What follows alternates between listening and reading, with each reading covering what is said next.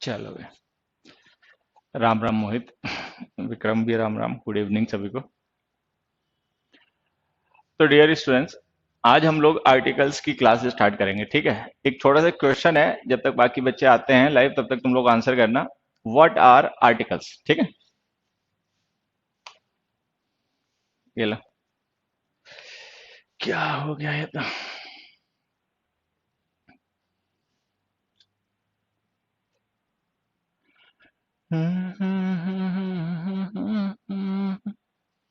हाँ, तो मैं ये पूछ रहा था कि एक छोटा सा क्वेश्चन है, जब तक बाकी बच्चे आते हैं तब तक मैं तुमसे पूछता हूँ, इसका आंसर बताना। What are articles? ये जो ग्रामर में हम आर्टिकल्स पढ़ते हैं ना, ये क्या होते हैं? चलो आंसर करो इसका। राम राम भाई, सभी को good evening. What are articles? Articles क्या है? Radhe Radhe.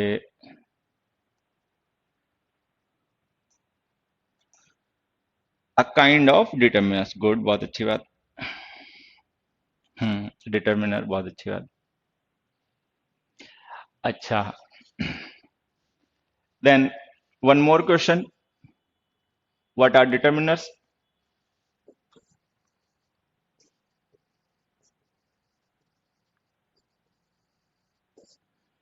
Then one more question, what are determiners? Hmm good evening भाई। हाँ, बढ़िया।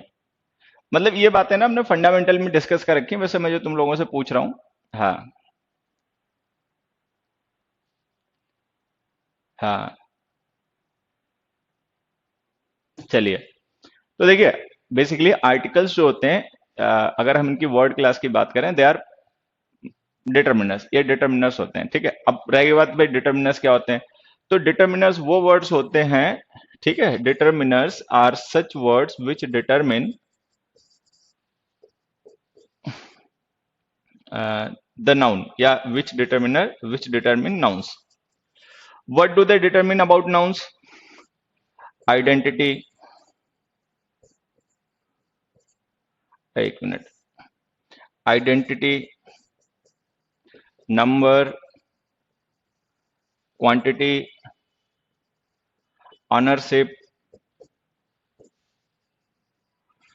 Ownership, position, etcetera. तो डिटर्मिनर्स ऐसे वर्ड्स होते हैं इंग्लिश में जिनका यूज हम नाउन्स के साथ लिखकर करते हैं, नाउन्स की आइडेंटिटी, उनके नंबर, उनकी क्वांटिटी, उनकी ऑनरशिप, उनकी पोजीशन को रेफर करने के लिए। ठीक है, सिंगुलर काउंटेबल नंबर के लिए डिफाइन करने के लिए यूज करते हैं।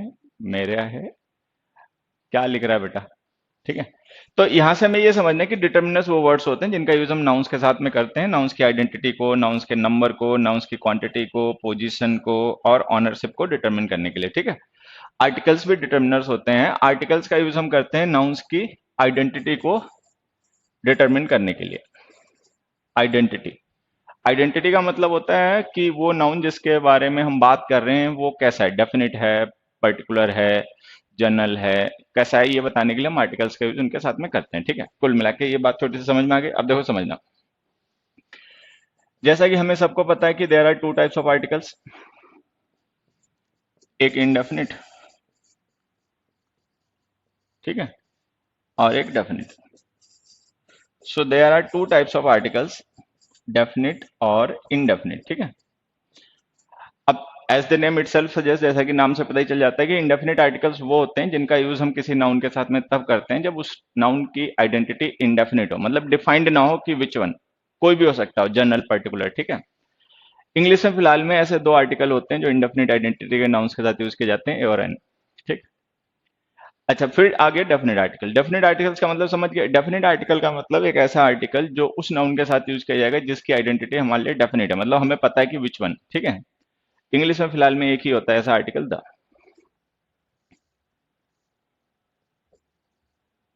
ठीक, तो द डेफिनेट आर्टिकल हो गया, ए एन इनडेफिनेट आर्टिकल हो गया। ठीक, अच्छा, एक छोटी सी बात बता देता हूँ, ऐसे ध्यान रखना कि ये जो द होता है ये दैट की वीकर फॉर्म होता है। दैट भी डिटर्मिनर होता है, ठीक है। जैसे हमने लिखा दैट मैन, दैट बॉय, वगैरह वगैरह, ठीक। बहुत अच्छे रहो बेटा कपिल, ठीक। तो ये जो द आर्टिकल होता है दैट की वीकर फॉर्म होता है। वीकर का मतलब ये होता है कि जब हमें किसी पर्सन को स्ट्रेस के साथ में रेफर करना होता है तो हम दैट लिख देते हैं, आई नो दैट बॉय, ठीक है, या आई ओन दैट कार, ऐसे। लेकिन जब हमें उसको नहीं इस तरीके से स्ट्रेस करना हो तो दैट की ही वीकर फॉर्म द होती है, उसका भी यूज हम कर सकते हैं जब हमें किसी डेफिनेट नाउन को रेफर करना हो, ठीक है। आई नो द बॉय या आई ओन द कार, इस तरीके से। एन आर्टिकल जो होते हैं ये वन या एनी की वीकर फॉर्म होते हैं। दोनों में क्या डिफरेंस है मैं समझा दूंगा, ठीक है। तो जैसे अगर हमें किसी एक पर्टिकुलर नाउन को रेफर करना है जो केवल एक ही है, तो हम उसके साथ में वन का यूज कर सकते हैं, आई हैव वन कार, ठीक है। तो यहाँ पे हम नंबर को स्ट्रेस कर रहे हैं कि हाउ मेनी कार्स। लेकिन अगर हमें नंबर को स्ट्रेस ना करना हो तो हम उसी की जगह एन आर्टिकल का यूज कर लेते हैं, आई हैव अ कार, ठीक है। अच्छा, बाकी जब जनरल सेंस में रेफर करना होता है तो हम ए एन की मतलब एनी मान लेते हैं। ये मैं एक एग्जांपल से तुम्हें समझा देता हूँ, देखो समझना। मैंने एक एग्जांपल लिखा, कमल हेल्प अ मैन, ठीक है। जैसे हमने लिखा कमल हेल्प्ड अ मैन,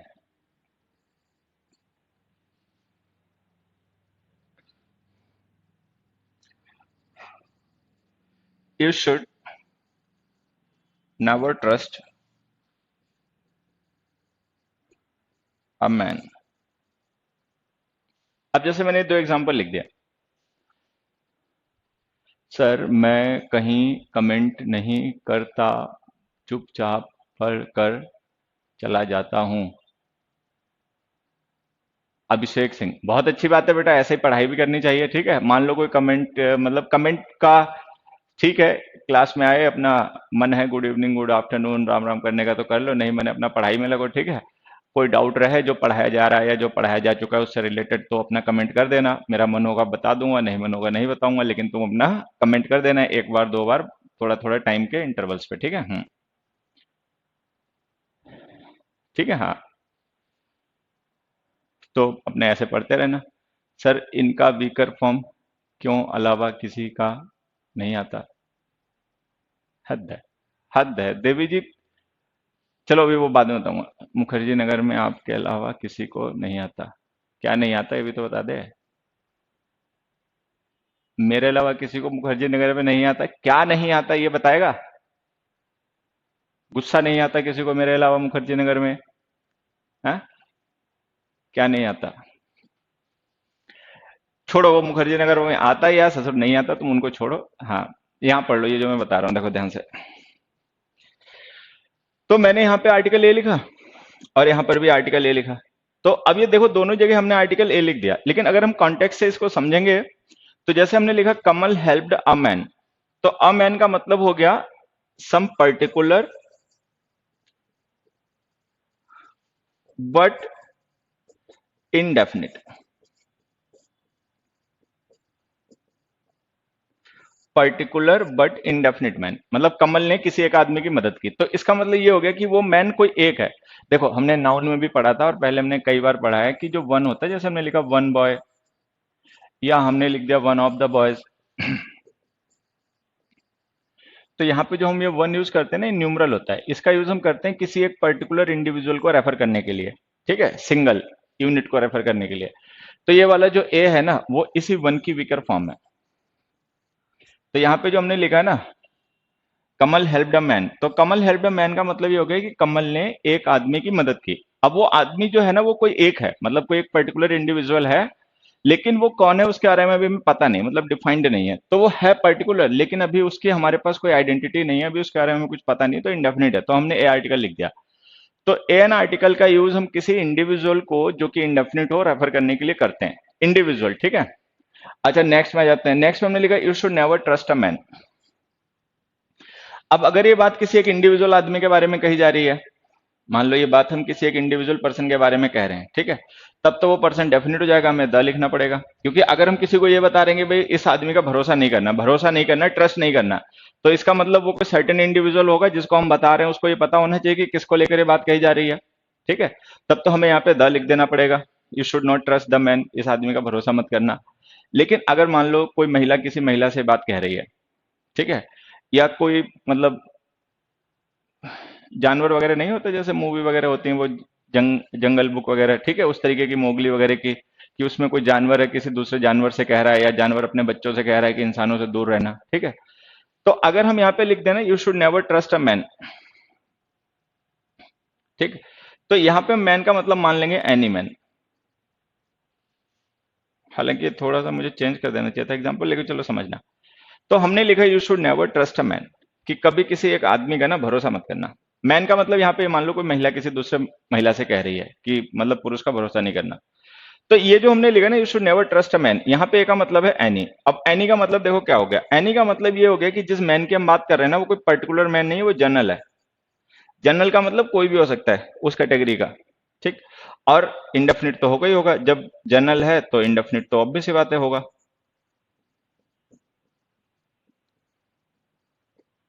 तो ये डिफरेंस जो है ना छोटा सा, पहले एक बार ये समझ लो। हम्म। आर्टिकल पढ़ाना, इंग्लिश टीच करना, आर्टिकल।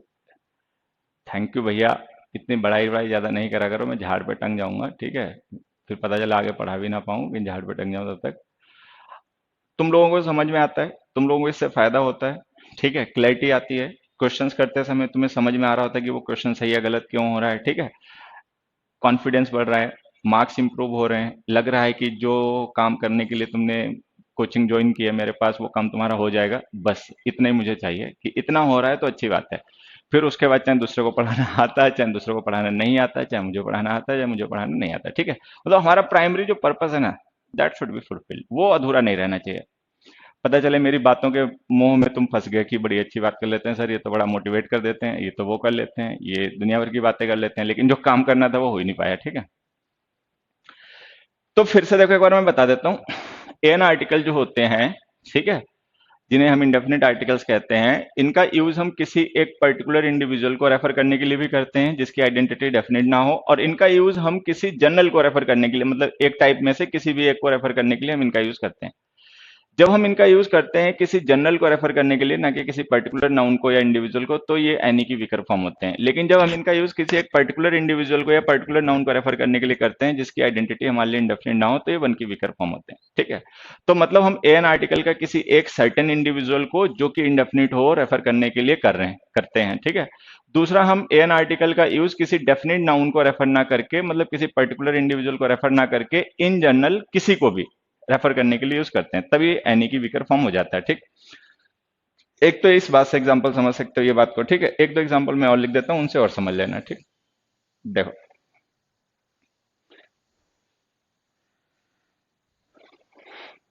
ये जो एन का डिफरेंस है ना, वो वाला वन और एनी वाला, उसको यहां से समझना। जैसे हमने एक एग्जांपल लिखा,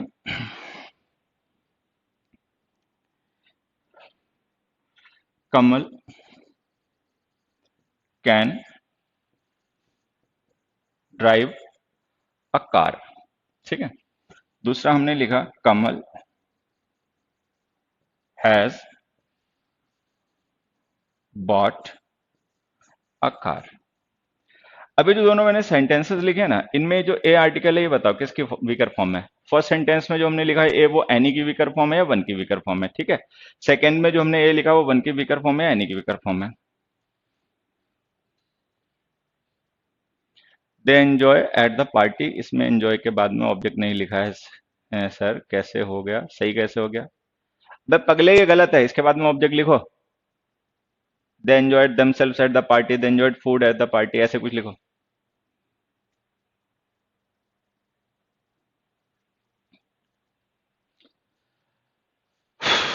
चलो बढ़िया, अब तुम समझ गए। ये जो है ना, इसमें ए का मतलब है एनी, और इसमें ए का मतलब है वन। तो इसका डिफरेंस समझना। कमल हैज बॉट अ कार, तो इसका मतलब यही नहीं उसने कोई भी कार खरीद ली, सबको नहीं हम रेफर कर रहे, हम केवल उस पर्टिकुलर कार को रेफर कर रहे हैं जो उसने खरीदी है। लेकिन चूंकि अभी उस पर्टिकुलर कार के बारे में हमें कोई और जानकारी नहीं है, तो वो इंडेफिनिट है, तो हमने आर्टिकल ए लिख रखा है, ठीक है। जब हम उसको डिफाइन कर लेंगे कि हाँ भाई ये वाली कार हमने देख लिया, उसको जान लिया, तब हम द लिख देंगे, ठीक। अच्छा, कमल कैन ड्राइव अ कार, मतलब वो कार को ड्राइव कर सकता है, तो कार कॉमन नाउन होता है, एक टाइप का व्हीकल होता है, और उस टाइप के अगर वो किसी भी व्हीकल को ड्राइव कर ले तो हमने ये लिख दिया he can drive a car. तो यहाँ पे ए का मतलब हो गया एनी, एनी कार का मतलब हो गया जनरल, कार इन जनरल, मतलब not some particular car but general, कोई भी कार, चाहे मेरी कार, चाहे तुम्हारी कार, चाहे किसी की भी कार, ठीक। तो एन आर्टिकल का यूज बेसिकली हम इंडेफिनिट नाउन्स को रेफर करने के लिए करते हैं, ठीक है। लेकिन ये दो तरीके के नाउन्स को रेफर कर सकते हैं, ऐसे किसी नाउन को जो एक ही है, सर्टेन है, इंडिविजुअल एक ही है, लेकिन अभी उसको हम डिफाइन नहीं कर पाए, और किसी ऐसे को भी रेफर करने के लिए यूज कर सकते हैं जो पर्टिकुलर नहीं है, जनरल है, वो कोई भी हो सकता है, ठीक है। चलो, उसके बाद आते हैं द पे। द जो होता है ना, जैसा कि इसके नाम से पता चल जाता है कि इसका यूज हम करते हैं उन नाउन्स के लिए जो कि डेफिनेट आइडेंटिटी के हों। अब हमें कैसे पता चलता है कोई नाउन डेफिनेट हो गया या नहीं हो गया, तो देखो मैं बताता हूं कैसे पता चलता है।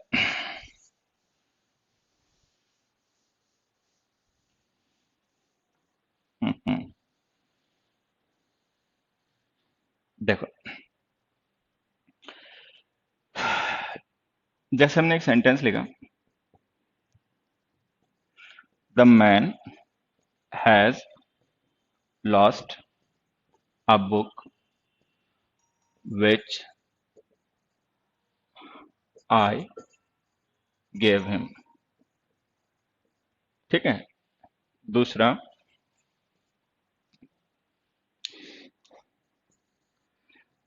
द मैन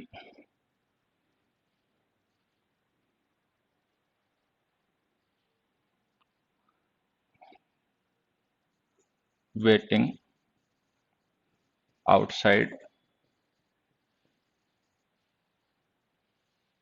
ठीक है, वॉज एन इंजीनियर, ठीक, ये है। तीसरा, यहां लिख देता हूं, he sent me a gift and I thanked him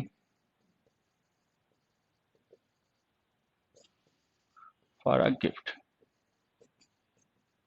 अब इन एग्जाम्पल से देखो समझना, मैं इनमें थोड़ा सा ना चेंज कर रहा हूं, देखो एक थोड़ा सा चेंज कर देता हूं, ऐसा, अमेन और एक क्या है, दिमाग खराब, अमेन और अमेन।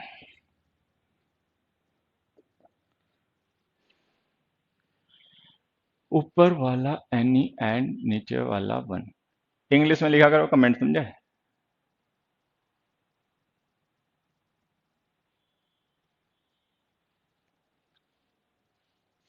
चलो, अब देखो यहां पे समझना, अगर ये सेंटेंस केवल इतना लिखा हो, एक मिनट, मेरे से थोड़ा सा गड़बड़ हो गया, इसका आर्टिकल नहीं उसका आर्टिकल चेंज करना था, लेकिन उसका तो हमने ए पहले लिख रखा था, चलो कोई नहीं।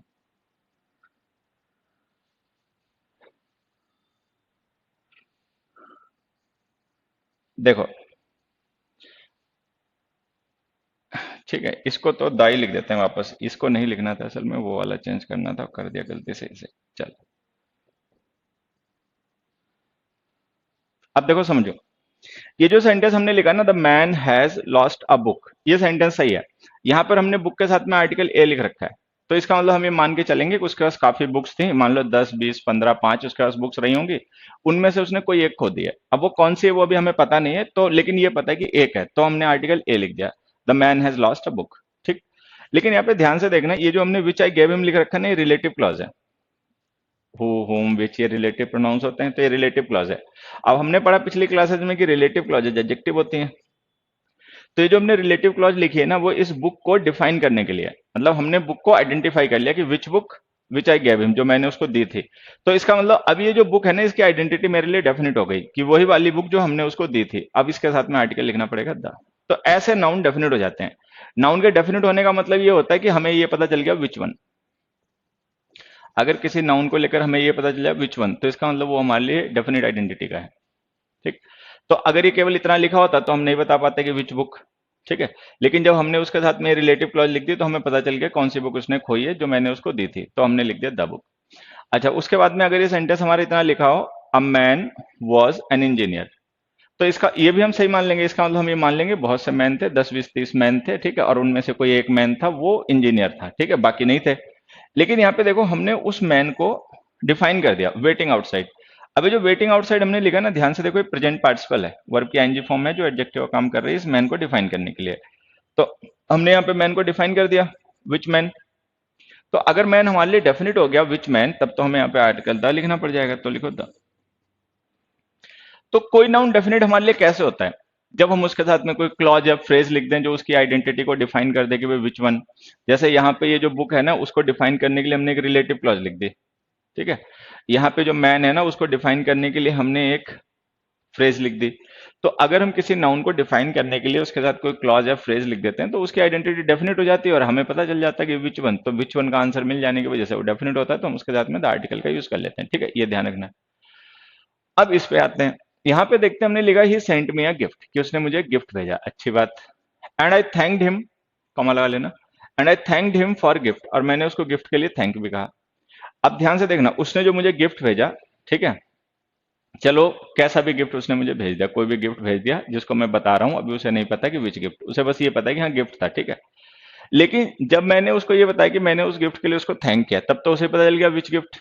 विच gift did I thank him for, किस गिफ्ट के लिए मैंने उसे थैंक किया। तो जब हम एक नाउन को पहले मेंशन कर चुके हैं और दोबारा उसे मेंशन करेंगे, तो हमारा लिसनर ऑलरेडी जान जाएगा कि ये वही नाउन की बात हो रही है, तो हम लिख देंगे द। तो यहाँ पे लिख दो द। तो यहाँ पे हम लिखेंगे he sent me a gift and I thanked him for the gift. For the gift का मतलब दैट गिफ्ट, दैट का मतलब वो वाला जो उसने गिफ्ट मुझे भेजा, उसी के लिए मैंने उसको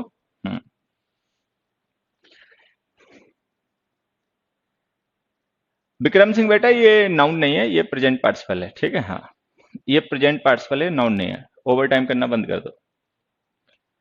तो मैं फिर से बताता हूं कि हम ये बात कर रहे थे कि हमें पता कैसे चलता है कि कोई नाउन डेफिनेट है या नहीं, ठीक है। तो अगर कोई नाउन डेफिनेट है तो कैसे पता चलेगा? तो उसके पता लगाने के ये तरीके होते हैं, या तो हम उस नाउन के साथ में कोई क्लॉज या फ्रेज लिख दें जो उसको डिफाइन कर दें, ठीक है, हाँ, या फिर हम फ्रेज ना लिखकर उसको पहले से मेंशन कर रखा हो। मान लो हमने कोई क्लॉज लिखी और उसके बाद में कोई दूसरी क्लॉज लिखी, उसमें एक नाउन है उसको दोबारा रिपीट करके लिख दिया गया। तो जब हम किसी एक नाउन को दोबारा रिपीट करके लिखते हैं तो उसकी आइडेंटिटी हमारे लिए डेफिनेट हो जाती है। तो मतलब कोई नाउन डेफिनेट तब होता है जब या तो हम उसके बारे में पहले से बात कर रहे हो तो हम जान जाते हैं कि विच वन, या हमने उसको आइडेंटिफाई करने के लिए कोई क्लॉज या फ्रेज लिख दी जो उसको डिफाइन कर दे, ठीक है। एक पॉसिबिलिटी इसके अलावा और हो सकती है कि हमारे लिए कोई, बेटा विकास तू पहले सुन ले तो अपने आप जान जाएगा, ठीक है, हाँ। मैंने सबसे पहली क्लासेज में क्या समझाया था कि अगर सीखना है तो सबसे पहले आदत डालो सुनने की। बड़े फोन आ रहे हैं। कि पहले सुनो ध्यान से दूसरे की बात को समझने की कोशिश करो, फिर उसके बाद में पूछो। अब जो आदमी कह रहा है उसकी तुम सुन नहीं रहे और उसको बोलने में नहीं दोगे। अब एक बच्चा ये पूछ रहा फर्स्ट में द मैन क्यों आया, अरे सोच लेना बेटा, थोड़ा सा अपने आप सोच लो क्यों आया, ठीक है, नहीं समझ आएगा तो पूछ लेना। एक ही कमेंट 10 बार लिख दिया, उल्लू जैसी हरकत करते हो ना, फिर आता है गुस्सा कि चपका दें तुम्हारे। फोर्थ क्वेश्चन देखो, तो मैं बता रहा था कि कोई नाउन डेफिनेट तब होता है जब या तो हम उसके साथ में कोई क्लॉज या फ्रेज लिख देते हैं डिफाइन करने के लिए उसको, ठीक है, और या फिर हमने उसको पहले से मेंशन कर रखा होता अपनी कन्वर्सेशन में। इसके अलावा एक कंडीशन और हो सकती है जब कोई नाउन हमारे लिए डेफिनेट हो जाएगा, ठीक है। देखो वो कंडीशन क्या होती है मैं समझाता हूं। जैसे मान लो मैं किसी पर्सन से ये कह रहा हूं, please switch on dash TV, ठीक है, ये ब्लैंक फिल करना है हमें। जरा एक बार इसका आंसर बताना, तो please switch on dash TV. अभी विकास ही बताएगा, ये बड़ा दुखी हो रहा था ना, ये में दा क्यों नहीं आया, दा क्यों नहीं आया, अभी तेरे को समझ में आ जाएगा दा क्यों नहीं आया। Please switch on dash TV, इसका आंसर बताओ।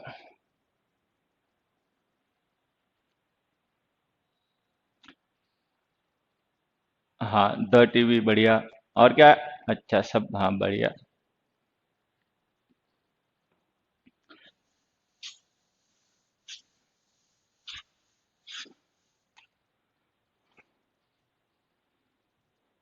बढ़िया, बहुत अच्छा आंसर तुम लोग बता रहे हो, द टीवी आएगा। लेकिन अब जरा मेरी भी बात सुन लेना, द क्यों आएगा यहाँ पे समझना, ठीक है। द यहाँ पे इसलिए आएगा, मान लो हम किसी पर्सन के घर पर हैं, ठीक है। हम किसी के पर्सन के घर पर ड्राइंग रूम में बैठे हुए हैं, ठीक है। और हमने उससे कहा कि भाई टीवी चलाओ जरा, देखें न्यूज में क्या आ रहा है, ठीक। अब चूंकि जिस पर्सन से हम ये कह रहे हैं, घर में आदमी के ड्राइंग रूम में एक ही टीवी होगा, मल्टीपल टीवी सेट्स तो आदमी लगा नहीं देता है कि कुछ लोग उधर घूम के देखेंगे, कुछ इधर देखेंगे। तो जब हम अपने लिसनर से कहेंगे ना, तो उसे पता होगा which TV is being referred to, कि कौन सी टीवी को स्विच ऑन करने के लिए कहा जा रहा है, तो वो उसको ऑन कर देगा। मतलब ये जो टीवी हमारे लिए डेफिनेट हुई है ना, ना तो हम टीवी के बारे में पहले से बात कर रहे थे, ना हमने टीवी को डिफाइन करने के लिए कोई क्लॉज या फ्रेज लिखी है, बस एक कॉन्टेक्स्ट से डेफिनेट हो गई। ये कॉन्टेक्स्ट से डेफिनेट हो गई, क्योंकि जिस कॉन्टेक्स्ट में हम बात कर रहे हैं ना, वहां पे टीवी एक ही है, तो ऑब्वियस सी बात है उसी टीवी को स्विच ऑन करने के लिए कहा जा रहा होगा जिसको ये स्विच ऑन कर सकता है, ठीक है। किसी भी टीवी को स्विच ऑन कर दोगे जो किसी पड़ोसी के घर में रखी होगी, तो उसे तो नहीं कराएगा, ठीक है। लेकिन अब एक तीसरी सिचुएशन देखो, मान लो ये ड्राइंग रूम नहीं है, मान लो ये कि शोरूम है, और इस शोरूम में बहुत से टीवी सेट्स हैं, और कोई कस्टमर टीवी परचेज करने आया, तो उसने देखा ये कोई पर्टिकुलर ब्रांड की बहुत सी टीवी सेट रखे हुए हैं, लेकिन हैं सारे स्विच ऑफ। तो उसने सेल्समैन से कहा कि भाई इनमें से कोई एक मुझे ऑन करके दिखाओ, देखें कैसी पिक्चर क्वालिटी है, कैसा कलर कॉन्ट्रास्ट है, कैसा साउंड है। तो अब इनमें से वो कोई भी ऑन कर दे, क्योंकि सब एक ही मॉडल के हैं, एक ही कंपनी के हैं, तो इनमें से कोई भी एक उसको ऑन करके दिखा सकता है। अब हमें नहीं पता वो कौन सा ऑन करेगा, या कौन सा कोई पर्टिकुलर ऑन करने के लिए नहीं कहा जा रहा, कोई भी कर सकता है इनमें से। तो अब लो ये आ गया, आई बात समझ में। तो अगर हम इसमें please switch on the TV लिख दें, करेक्ट। अगर हम please switch on our TV लिख दें, करेक्ट। जब हम आर टीवी लिखेंगे तो इसका मतलब हमें मानना पड़ेगा वहां पे टीवीज और भी हैं, और वो टीवी डेफिनेट नहीं हो पाई जो स्विच ऑन करने के लिए कही जा रही है, वो इंडेफिनिट है, मतलब कोई भी ऑन कर सकता है उनमें से, ठीक है। दूसरी चीज, अगर हम द टीवी लिख देंगे तो इसका मतलब किसी ऐसे कॉन्टेक्स्ट में बात हो रही है जहां पे एक ही टीवी है और वो डेफिनेट है, और हमारे लिसनर जान पा रहे हैं कि कौन सी टीवी को स्विच ऑन करने के लिए उससे कहा जा रहा है। नो आर्टिकल नहीं यूज करना बच्चे, नो आर्टिकल मत यूज करना। हाँ, आर्टिकल के साथ में हम नो आर्टिकल यूज करते, टीवी के साथ में बिना आर्टिकल के यूज करते हैं, लेकिन जब टीवी का मतलब प्रोग्राम वगैरह होता है, जब टीवी का मतलब सेट ना हो तब, ठीक है। वो खैर आगे भी चलते रहेंगे तो बता दूंगा। तो कुछ सिचुएशंस ऐसी भी हो सकती हैं जहां पर हमने किसी नाउन को पहले से मेंशन नहीं कर रखा होगा, ठीक है, लेकिन मतलब हमने उसके बारे में पहले से कोई बात नहीं कर रखी है, लेकिन जिस कॉन्टेक्स्ट में बात की जा रही है वहां पे वो एक ही है, तो हम उसके साथ में द आर्टिकल लिखेंगे। क्लास स्टॉप होगी, नहीं हो गई, क्लास स्मूथ चल रही है, ठीक है। चलो एक इसी टाइप का क्वेश्चन तुम्हारे लिए और लिखता हूं, इसके भी ब्लैंक्स फिल करना। देखो,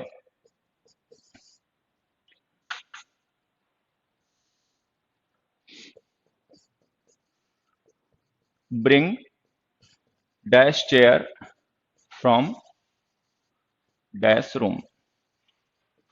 चलो, bring dash chair from dash room, ये ब्लैंक फिल करो। ये हो गया फर्स्ट ब्लैंक, और ये हो गया सेकंड ब्लैंक। दोनों ब्लैंक्स को फिल करो इस सेंटेंस में।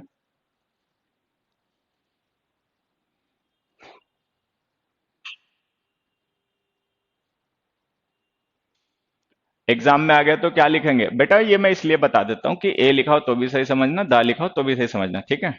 नो एरर के लिए समझा देता हूँ ये चीजें, कि नो एरर के भी क्वेश्चन आते हैं पेपर में। पेपर में क्वेश्चन आता है कॉमन एरर का, तो इसका मतलब ये नहीं कि उसको जबरदस्ती सही करने ही करना है।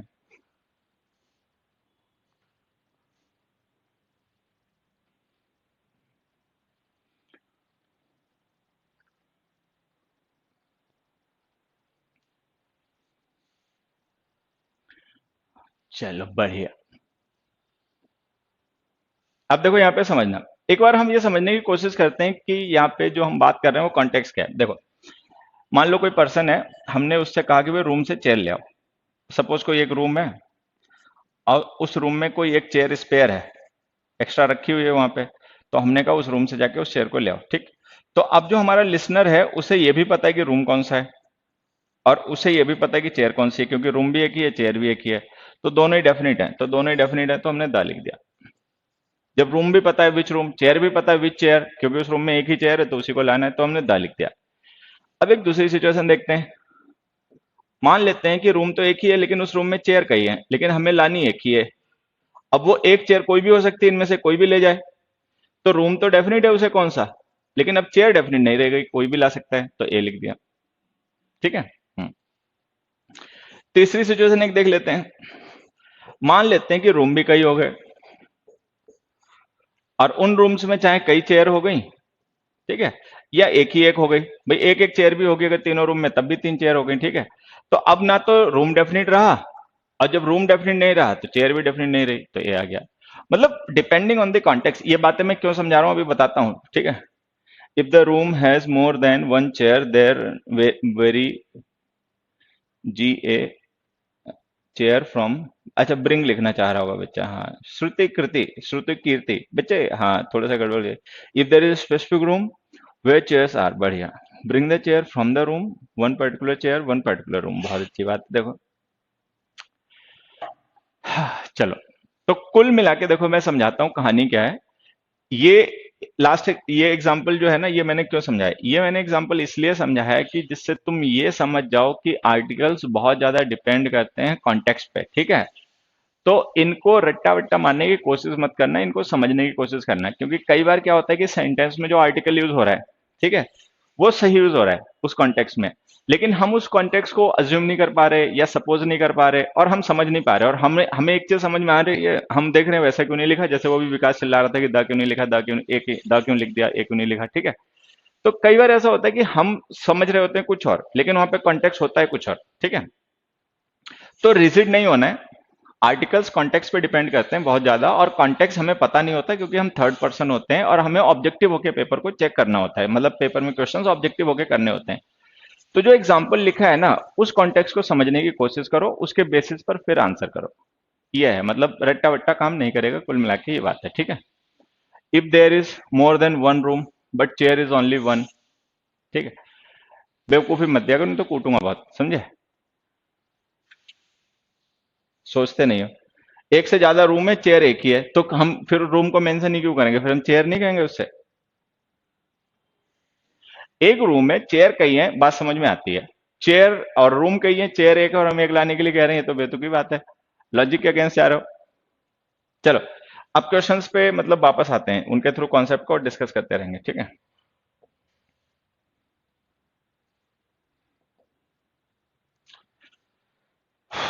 देखो पहला क्वेश्चन तुम्हारे सामने बोर्ड पे दिख रहा होगा, the host of the party, मैं फिर से बता रहा हूं, in certain situations we can use different articles, ठीक है। कॉन्टेक्स्ट के अकॉर्डिंग कई बार हम एक ही सेंटेंस में डिफरेंट आर्टिकल्स का यूज कर सकते हैं, ठीक है। तो अगर वो लॉजिकल है ना तो उसको सही मान लिया करो, कोई जरूरी नहीं कि तुम्हें जो फर्स्ट टाइम लगा कि ये होना चाहिए और वो नहीं लिखा तो उसको सही मानना है। Today is my first live class, ऐसा कैसे बे, ऐसा कैसे बच्चे, आज फर्स्ट क्लास है, बढ़िया। देखो, the host of the party could not identify dash guest,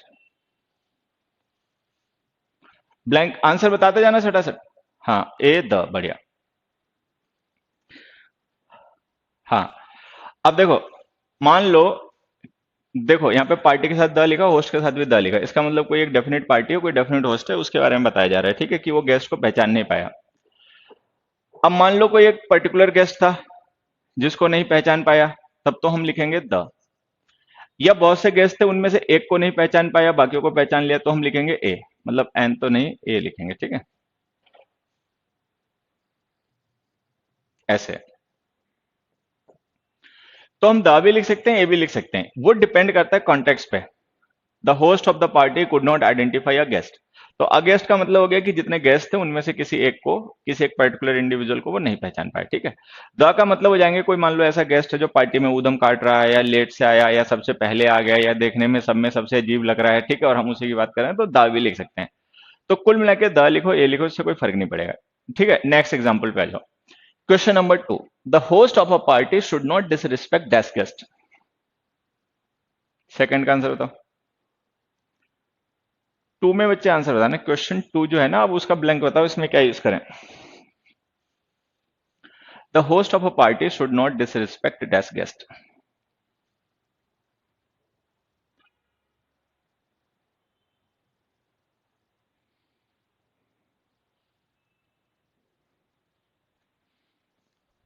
तो एक वो सीएपीएफ की इंग्लिश के लिए क्या करें, बता दूंगा बेटा, बता दूंगा, लेकिन लास्ट में पूछना, ठीक है। हाँ हाँ, अब देखो अनिमेश आचार्य ने भी सही बताया, सिद्धार्थ, हाँ बेटा सेकंड में आएगा ए। अब देखो ए क्यों लिख रहे हैं ये समझना, यहाँ पे हमने लिखा था host of a party, a party का मतलब किसी भी पार्टी का, मतलब यहाँ पे जनरल की बात हो रही है, ठीक है। अब हम कह रहे हैं कि किसी भी पार्टी में जो होस्ट होता है ना, होस्ट तो एक डेफिनेट पर्सन नहीं होता पार्टी का जो मैनेज कर रहा होता है, ठीक है। तो हमने कहा था host of a party should not disrespect that guest, तो यहाँ पे पार्टी डेफिनेट थी तो उस पार्टी के गेस्ट भी डेफिनेट हो सकते हैं। यहाँ पे पार्टी ही इंडेफिनिट है, जब पार्टी ही इंडेफिनिट है तो गेस्ट कैसे डेफिनेट हो सकता है, तो यहाँ पे आएगा ए। अब मतलब समझना, इन दोनों का डिफरेंस समझना। यहाँ पे कोई एक पार्टी है, उसका एक डेफिनेट होस्ट है, और उस होस्ट ने किसी एक गेस्ट को नहीं पहचान पाया, या एक कोई पर्टिकुलर गेस्ट है उसको नहीं पहचान पाया, मतलब अगर वो गेस्ट डेफिनेट है तो द लिख दो, नहीं डेफिनेट है कईयों में से कोई एक है तो ए लिख दो। लेकिन यहाँ पे जो हमने ए पार्टी लिखा ना, इससे हमें पता चल गया ये पार्टी डेफिनेट नहीं है, जनरल की बात हो रही है। अगर जनरल की बात कर रहे हो तो गेस्ट डेफिनेट बिल्कुल भी नहीं हो सकता, तो हमने आर्टिकल ए लिख दिया, ठीक है। थर्ड में आ जाओ। थर्ड में एक तो ब्लैंक हो गया ये, it is not safe for, और एक हो गया ये दोनों ब्लैंक्स फिल करने हैं। देखो तो किसमें क्या आएगा।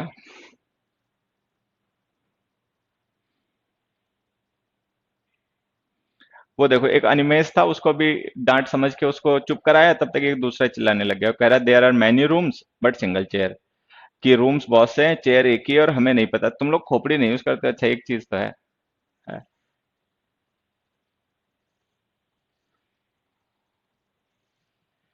थर्ड में बेटा आंसर बताओ, for a child to be crossing a road, बढ़िया। 14 अप्रैल को परचेज किया, अभी तक फंडामेंटल कर रहा था। अच्छा बच्चे अच्छा। देखो यहाँ पे समझना, यहाँ पे जो बात हम कह रहे हैं ना, ये ऐसा नहीं होगा कोई एक डेफिनेट में चाइल्ड होगा